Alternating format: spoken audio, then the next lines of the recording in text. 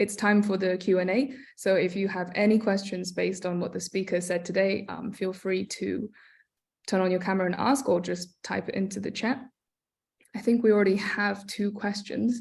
So the first question was from Hadin, which is, what is the work-life balance like?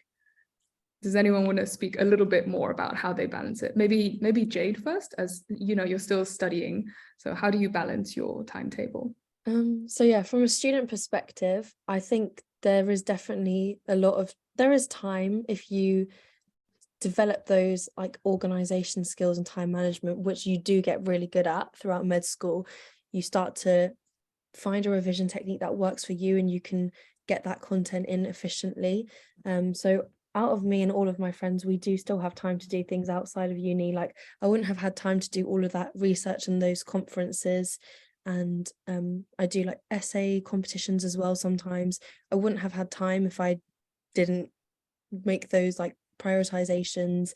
And all of us have extracurriculars as well, like going to the gym or playing netball.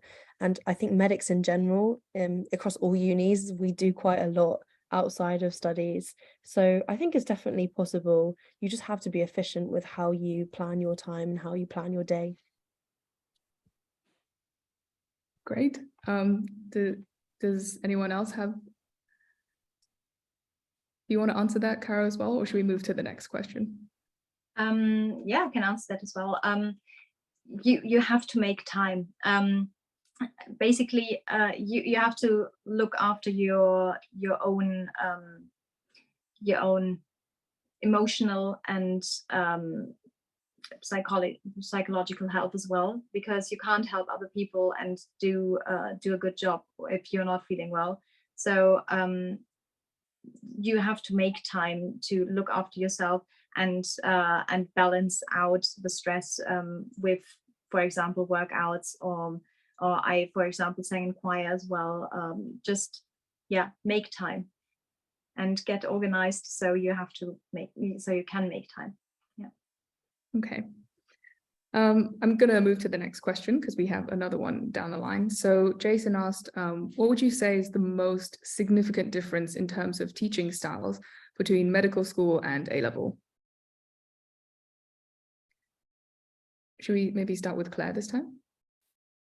Yeah, sure. So the main difference, I think, is that in A-levels, first of all, the curriculum, I know it might feel like there's a lot to learn, but I think when you step back, it is all there. It's in the textbook, and in classes, at least in the school I went to, they kind of just went through each chapter, each topic at a time, and they covered the whole textbook. And you knew that if you just put in however many hours and read every page of the textbook and understood every sentence of every paragraph of every of the textbook, there's no reason why you don't get an A star. So that's my experience of A-levels, of how it's taught and also how you revise it.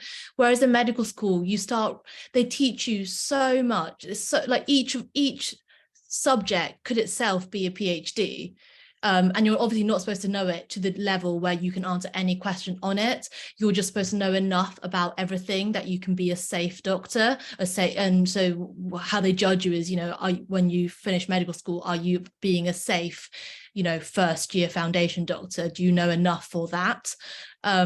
So I guess one thing they might do in university is they give you examples of concepts of what you should know or how you should learn to think or learn to process information, as opposed to telling you everything you need to know. I don't know if that makes sense or not. Yeah, definitely. What about you, Jay? Do you have anything to add to that one? I guess once you go to university, regardless of what course you study, at A-level, your class sizes are a lot smaller, and a lot of university teaching, wherever you go, is lecture-based, and it's not the most engaging form of delivering content, I have to say, and I think a lot of uni students agree with this. But it's going to be, well, at least at my uni, at least 200 people in a lecture theatre, and you're just getting spoken at by a lecturer, and you just have to do with that content what works best for you. So whether that's rewatching that at home when you're more switched on and more engaged and making notes and really consolidating it, because they go through a lot in a short amount of time, and it does feel overwhelming at first, especially I remember in first year when you're figuring out how to revise at university. So for example, in A levels, I used to like handwrite all my notes. And once I got to med school, I realized I couldn't sustain that with the amount of content that was coming at me. So I've basically completely switched my revision technique over the years to just online. I make flashcards and Anki, which is like the med school software of choice for flashcards. But yeah, that's the main thing, just adapting your revision style to the way that content's being delivered to you differently at uni. Okay, thank you. I think the next question is directed at Claire. So hi Claire, I was just wondering if you could go into a bit more detail about the interview process and the mark schemes used, please. Thank you. Yeah, sure. So I can't give away any of the actual questions, but the interview process is split into two parts at the moment. And of course, it might keep changing, you know, maybe in a few years' time, they'll go back to doing partly face-to-face. But throughout COVID and also this year for Imperial, this is the interview process was fully online. One half of it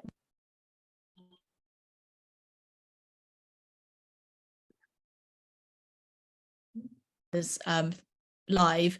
The other half is where you log in at a certain time and the computer gives you questions that you read, and they give you time to read it, and then you record yourself answering the question. So in terms of what we're looking for, the different types of questions, there are some questions based on ethics and logical thinking. So they might give you a scenario and you have to explain your thought process of why you would make the decisions you are making. So a good example would be if they gave you a few cases of different patients that were all in front of you, who would you choose to treat first? And you don't need to know the answer necessarily from a medical point of view. You just need to do whatever's logical and also ethical for in your point of view, and they want to see that you're thinking both logically and also that, you know, you have a willingness to help people, you understand how to prioritize your resources. Then there are other questions that really just test how much you actually appreciate what it's like to be a doctor. So they give us as interviewers examples of better answers and less good answers. Better answers are ones where people know that when you are a medical student or when you are a doctor, there is, for example, a lot of admin. It's not all just, you know, saving lives. There's a lot of working in a team. There's a lot of de-escalating situations when it comes to difficult communication or upset patients or angry relatives. So, you know, bits of it are common sense, but bits of it are also just making sure that you know enough about what you're applying for, that you know what it's like to be a doctor, everything we've said so far, and also what it's like to work in the NHS. So just knowing the structure, knowing, so when you're describing what you would do if you were in that situation, you're saying things that actually exist in that structure. Other than that, I think that just the general key things for an interview are they want to see that you are you can speak clearly, that you have good communication skills, that you're engaging, that you're interested, that you're keen to learn as well, that you can explain your thought process, but that you're also willing to like take on information and then admit when you're wrong. So it's all of those things really. In interviews, they also will pick up on things that you've done in your personal statement and ask you questions on that. That'll be more in the live section. So just make sure that every single thing you write down in your personal statement, you can back up with more evidence. And actually, it's good to think of it the other way around as well. So put things in your personal statement that you want them to ask you more about. I made that mistake when I was applying for university because I did some research on stem cells and I thought, oh, that sounds really cool, I'll put that in. And then in my Cambridge interview, one of the professors asked me about stem cells, and I just had to be like, you know what, I'm sorry, I know what stem cells are, but I can't tell you any more than what I've already put in my personal statement.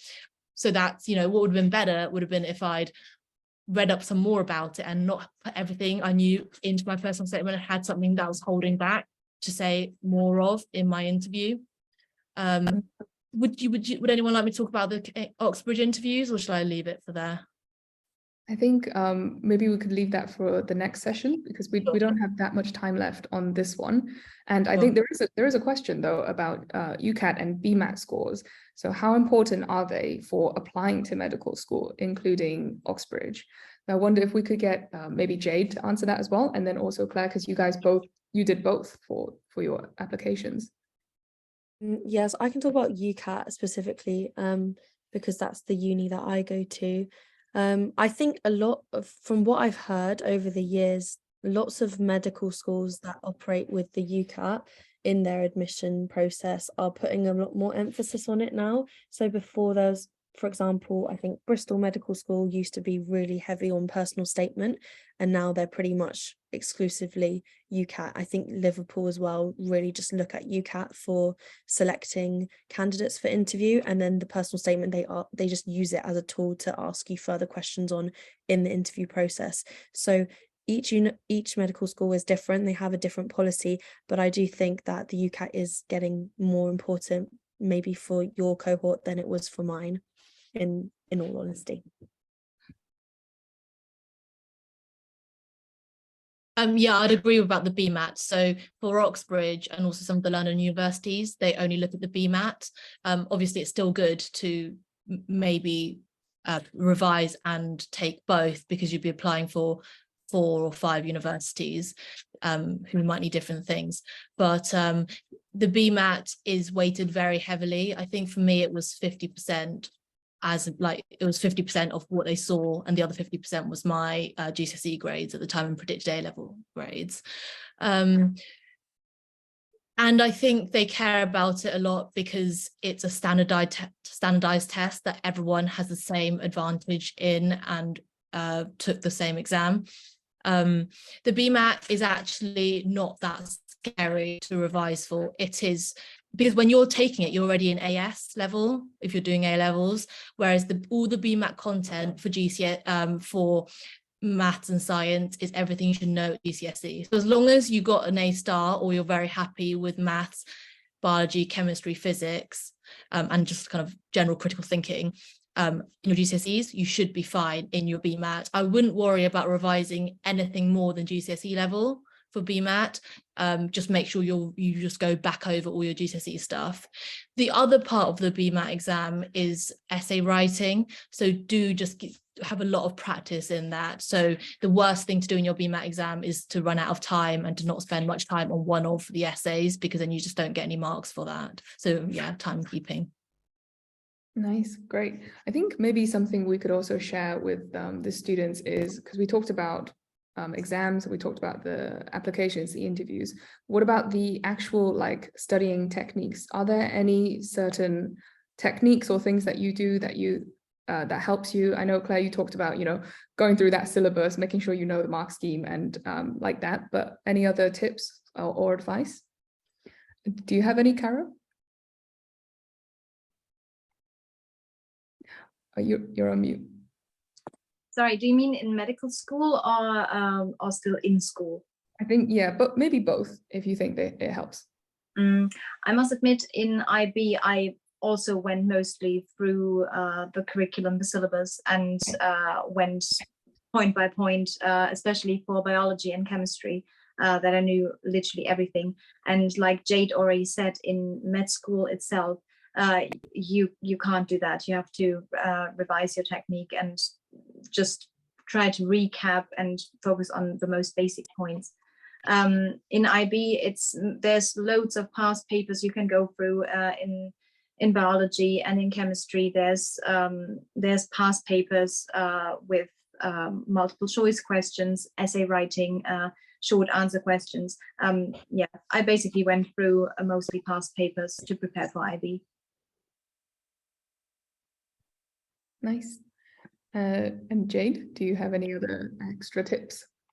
I agree with what Claire's put in the chat. Spaced repetition and active recall. I think those are like the two holy grail words in med school, and just in the whole study tube side of YouTube at the moment as well. But some of the softwares that you can use, like I mentioned already, Anki, I only started using that in medical school. The interface isn't that user friendly. In A level for like spaced repetition and active recall, I used Quizlet because it's a little bit nicer looking, and I was able to fit the content for A level in that because there wasn't so much. So I think, yeah, just active learning. I think reading notes and highlighting really doesn't do anything. Doing questions and actually applying that knowledge makes you realize what gaps you have and what you need to consolidate more. Could you put those two things into the group chat? Yeah, I've sure. already done it. I've already put it on the group chat. I meant the Anki and the I don't know the Oh, second. sorry. It's okay. But yeah, Claire, could you give us like maybe an example of how you do spaced repetition or active recall? Yeah, so spaced repetition, I think, also encourages people to start revising earlier, because you know that you're going to start earlier, do it, and then keep revisiting it again. So what's a good example? Say I was trying to learn, and I'm not very good at languages, but say I was trying to learn a new language. Say I was trying to learn French, and I wanted to, on day one, I just wanted to learn all the different colors. I could Google, a list of all the colors in French and read it, but that's not what all I'd do. Instead, I would then close my laptop and just get a white piece of paper and get some color pens and write out what I think each French word is in that color. So that's me actively recalling what I'd just seen 5 seconds ago. I might get it completely wrong, but I might get the first letter right. And so when you then open the laptop again and correct yourself, your brain is much more interested in remembering something because, you've just gone through the process of being like, yes, I've got that right. Wow, how did I remember that? Or you go through the emotions of, oh, I didn't remember that right. But because of that, I think your memory is more open to absorbing the information. So then you do that, maybe you do it again, or maybe you just leave it. You've corrected yourself, you've had the color pens, you close everything down. The next day, just come back and do it again. Don't look at the computer, just recall it first of all. See if you remember any more or any less than before, and then correct yourself again. And the way you do spaced repetition, ideally, is that you should do it straight away, recall it straight away, and then correct yourself. And then maybe do it again 5 minutes later, maybe again half an hour later, again the next day, again the next week, again the next month. So your spaced repetition can get longer and longer and longer, but each time the decay rate of what you remember decreases, so you retain more, and it's an accumulative effect. So I'd do that with anything you're trying to memorize. That's how you learn things that you just have to like force into your brain. Nice. Thank you very much. I think that's definitely very, backed by your own experience and also by research. If you look into study skills, research and science like that, that's definitely proven method, much better than the, just cram it into your brain kind of thing. So yeah, thank you so much. I think that's all of the Q&As that we have. So I'm going to get on to wrapping up today's session so we end in time.